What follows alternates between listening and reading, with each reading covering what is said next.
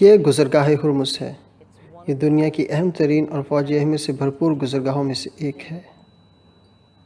میں آپ کو دکھانے جا رہی ہوں کہ کیوں، مگر پہلے کبھی بھی آج تک میری زندگی میں کوئی ایسا سودا نہیں دیکھا گیا جو اتنا چھپا کے طے پایا ہو جیسا کہ ہمارا معاہدہ ایران کے ساتھ، اور میرا مطلب کبھی نہیں۔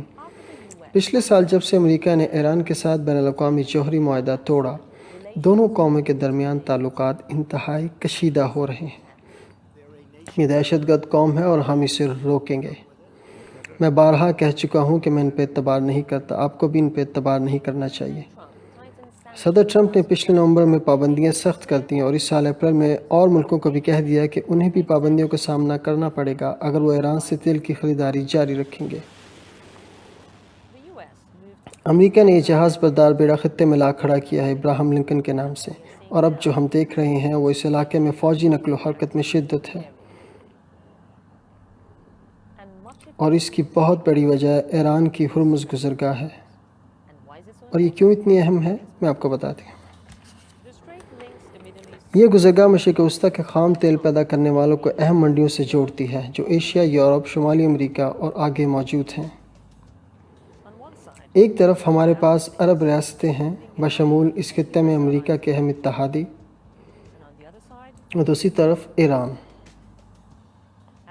اپنے سب سے چھوٹے حصے میں یہ ایران اور عمان کو علیحدہ کرتا ہے صرف 21 میل سے۔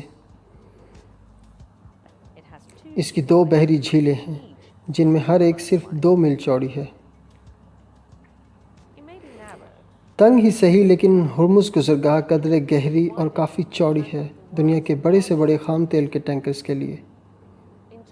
مجموعی طور پر دنیا کی کل تیل کی برآمد کا 5واں حصہ اس تنگ راہداری سے گزرتا ہے۔ یہ تقریباً 19 ملین تیل کے بیرل بنتے ہیں ہر روز۔ روزانہ ملاکا گزرگاہ کے صرف 16 ملین تیل کے بیرل یا 5.5 ملین نہر سوئس کے مقابلے میں ہرمز گزرگاہ دنیا کے اہم ترین تیل کی ایک لازم گزرگاہ ہے۔ یہ گزرگاہ ایرانی تیل کی برآمد کے لیے بھی اہم ترین راستہ ہے، اور اس طرح یہ ایرانی معیشت کے لیے اہم معاملہ ہے۔ تیل ایران کی برآمدات کا 2/3 حصہ ہے۔ یہ $66 ارب تھا 2017 میں۔ ایران واضح طور پر اپنی تیل کی فروخت پر پابندی سے خوش نہیں ہے، مگر اس کے اختیار میں بہت کچھ ہے۔ اگر کسی دن اس نے ایران کی تیل کی برآمد کو روکنے کی کوشش کی تو خلیج فارس سے کوئی تیل برآمد نہیں ہو سکے گا۔ ان کے کہنے کے مطابق مکمل تیل کی بندش جو بھی اس ہرمز گزرگاہ سے گزرتا ہے۔ ٹھہریے، کیا یہ گزرگاہ واقعی بند کی جا سکتی ہے؟ کچھ ایسا ہی 80 کی دہائی میں ہوا تھا جب ایران اور عراق نے ایک دوسرے کی تیل کی برآمد کو روکنے کی کوشش کی تھی۔ اس کو ٹینکر جنگ کا نام دیا گیا تھا۔ تقریباً 240 تیل کے ٹینکر حملے کی زد میں آئے تھے اور ان میں سے 55 ڈوب گئے تھے۔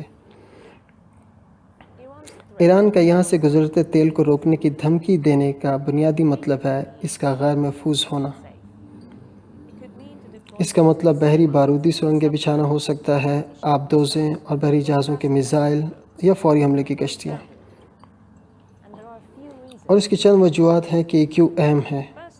پہلا یہ کہ کوئی بھی عدم استحکام تیل کے راستوں پر کا واضح مطلب ہے کہ دنیا میں تیل کی بڑھتی ہوئی قیمت، جس کا شدید اثر ہو سکتا ہے کسی بھی صنعت پر جو تیل پر منحصر ہے۔ کیا نظر آنے والی مثال ہے جو پیٹرول کی قیمت کی وجہ بن سکتی ہے؟ واضح طور پر 70% خام تیل کی قیمت پر یہ منحصر ہے۔ یا زیادہ اہم یہ ہے کہ گزرگاہ کو بند کرنا عالمی برادری کی نظر میں جنگ کا عمل تصور کیا جا سکتا ہے، وہی چیز جو امریکہ اور ایران دونوں کہتے ہیں کہ اس سے دور رہنا چاہتے ہیں۔ ہم معاملات کی کشیدگی نہیں چاہتے، مگر ہم کسی بھی جارحیت کے لیے تیار ہیں۔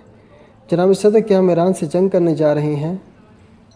امید ہے نہیں، مگر ایک سادہ سی غلطی یا غلط اندازہ بہت بڑے اور غیر متوقع نتائج پیدا کر سکتا ہے، اور بہت سے سوال اٹھا رہے ہیں کہ کیا یہ کشیدگیاں نہ مڑنے والے مرحلے تک بڑھ سکتی ہیں؟